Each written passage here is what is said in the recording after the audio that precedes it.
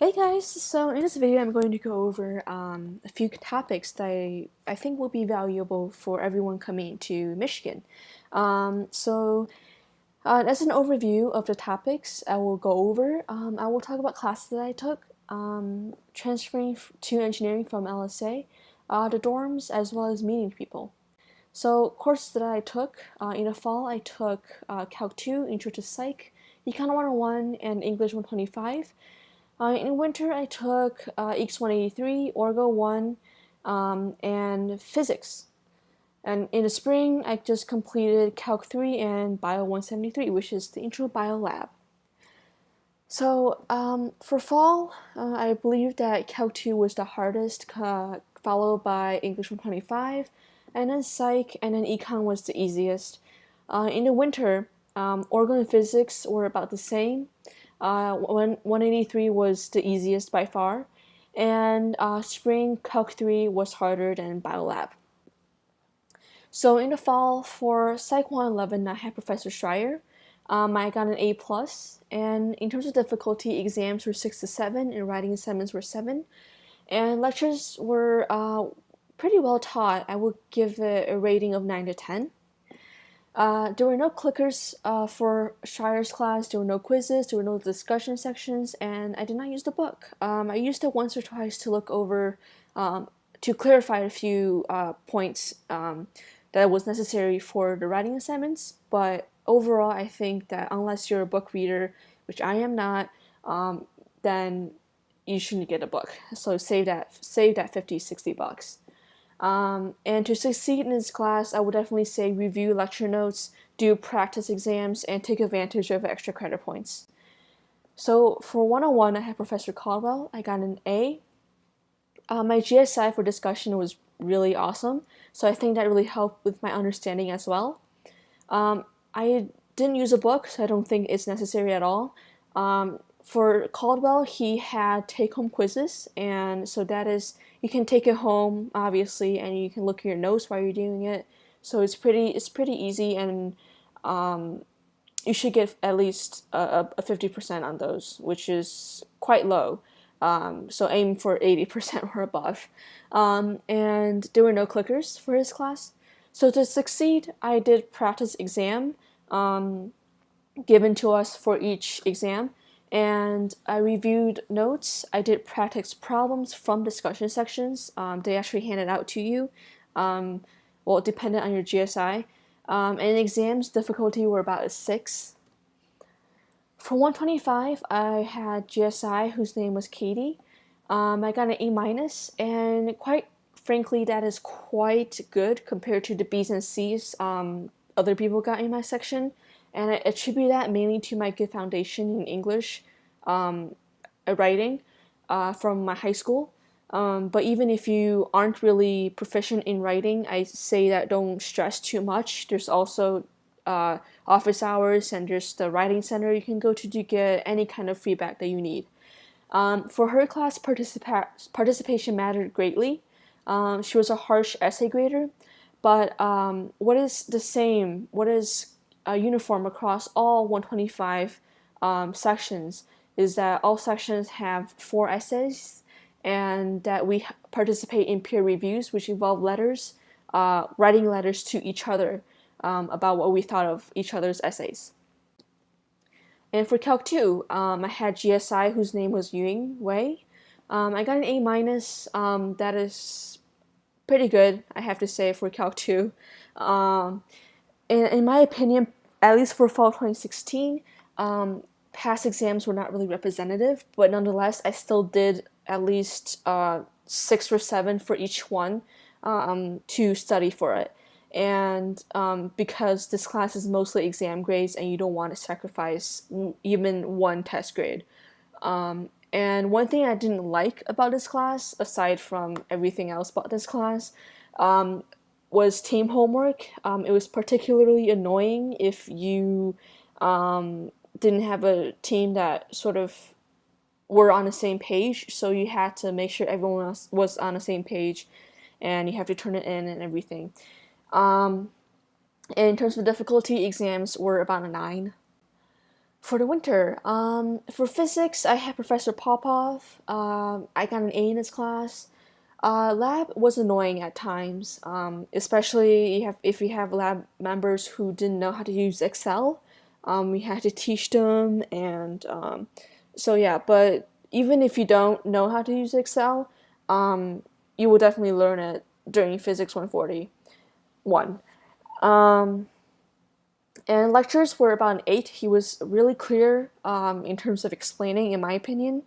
But there were a few times that he was a little confusing, but nonetheless, the he would explain it more later in the next section, in the next lecture section or whatnot. And there were clickers for his class for the lecture sections, and they were pretty helpful in terms of making sure everyone was participating and engaged, and there were no quizzes. And for Flipped Physics, it's a pre-lecture, so you go online and watch videos, short videos, about 2 minutes each one, and that's basically to do a preview. And for Mastering Physics, that's the online homework. It's kind of tedious sometimes, so you can, if you feel comfortable, definitely just Google it. And there's minimal book usage. Exams difficulty 7 to 8. One thing that I'm really glad that I utilized was the SLC. My group leader gave me extra tests and shortcuts to be put on the note cards, so that really saved you time for the harder questions that you've never seen before. And most importantly, for this class, always practice, practice, practice. There's a ton of resources that I have not covered that specifically geared towards 140, but you can definitely find those for yourself. For Orgo 1, I had Dr. Nota. I got an A minus. The lectures were 6 to 7 in terms of how well it was run, because in my opinion, the notes were oddly ordered. I don't know why she did it. She did some things a certain way, but anyway, it overall it was fine. Exams difficulty 7.5 to 8. There were no quizzes. I never went to discussion, so I don't think anyone else should. Save that 1 hour of your time, of your life. There were no clickers for her class. Lab was annoying at times because winter 2017 was the first semester they changed to a new curriculum for lab. So everyone was kind of confused, and GSIs didn't know the answers. So the main goal for each lab for winter 2017 is not mess up, to not do anything hazardous. One thing, however, I really liked about Nota's class was that she had weekly workshops that she basically gave you course pack answers, which is really important when you're preparing for exams. And lastly, same with physics, do practice exams to succeed. So for EECS 183, I had Hector. I got an A, and I also was a grand prize winner for showcase. And in my opinion, most of the class is free participation and busy work. Zyanti is the online textbook, so basically you can do it in one sitting, to be honest, and you only need to do 70%, even though if you're like me and actually want to learn CS, definitely do the challenges as well. And Colab is the assignments, so you go online to this website, you type it in, they prompt you with a question, and you type in the correct code to answer that question. And clickers were pretty easy, and you only need like 10 to get all the clicker points, so that basically means you have to go to 10 lectures, and that's all you need. And I never went to lab sections because the lab assignments are pretty easy. Average, I want to say the hardest is probably 3 to 4. Otherwise, it's 1 and 2. On a scale of 1 to 10, 1 being the easiest. So it definitely is not worth going, in my opinion. Save that few hours of your life. And exams difficulty 6, and lectures were taught pretty well. I want to rate them at an 8. Projects difficulty 1, 2, and 4 about a 6, and 3 was 7 to 8, and that was mainly because there was extra time involved for testing. For final project, I did Arduino, and I definitely recommend that to anyone who's interested. But for the entire EECS 183 course, I thought it was pretty easy. but I will do another video in the future to go more in depth and perhaps include a few more tips for anyone who's not comfortable. For spring semester, I will discuss it later. For transferring to engineering, I definitely recommend you knowing why you want to transfer. If you're just a CS student saying, oh, I want to do CS in engineering because it's BS in engineering and not just a bachelor's of science from LSA, I'm sorry, but that is not a good excuse or reason. Definitely find something better.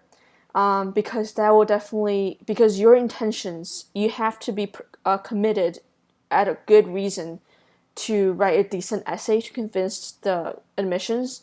Although transferring relies mostly on you completing prereqs and maintaining good GPA, I got a 3.9 by the time I applied. But I mean, still you need a good essay to convince them that you actually want to be engineering and not just, oh, I just one day woke up and I thought that I want to do engineering. And also talk to an advisor to make sure you're on track. For dorms, I stayed in Betsy Barber. It's basically an all-girls dorm, about 100 girls, a little bit over. It's an old dorm, but it's a perfect location. It's right across the Diag in Angel Hall. It's on State Street, so it can't get any better. It's literally the best dorm in terms of location on Central Campus. And next door, about a 30-second walk right across the lawn, is Helen Newberry Residence. It's also all girls. So if you don't mind an older dorm, and if you're a girl, definitely try to get into Helen Newberry or Betsy Barber.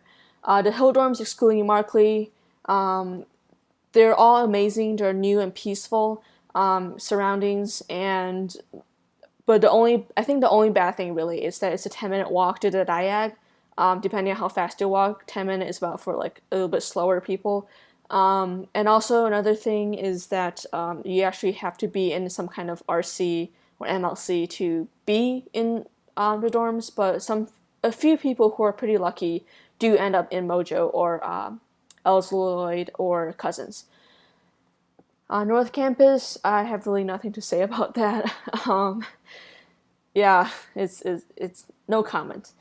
South Quad and West Quad and East Quad, I forgot to mention. All the quads are pretty good.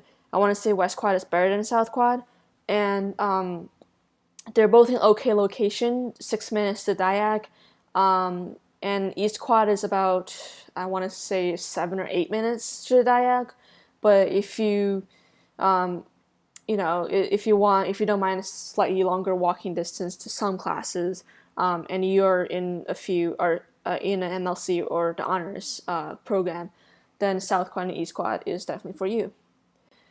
So for meeting people, definitely dorms is important and helpful. On moving day, greet people, be friendly, don't be shy.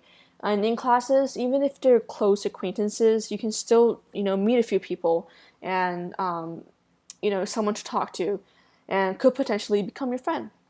Another thing is to join clubs, whether it be athletic, academic, professional, anything that you can find, anywhere you can find people similar to you. That is definitely really, really good resource. And also, don't restrict yourself. Just be open, and don't be afraid to explore. Obviously, stay safe. So to close this, welcome to Michigan, and I hope you enjoy your freshman year. Go Blue!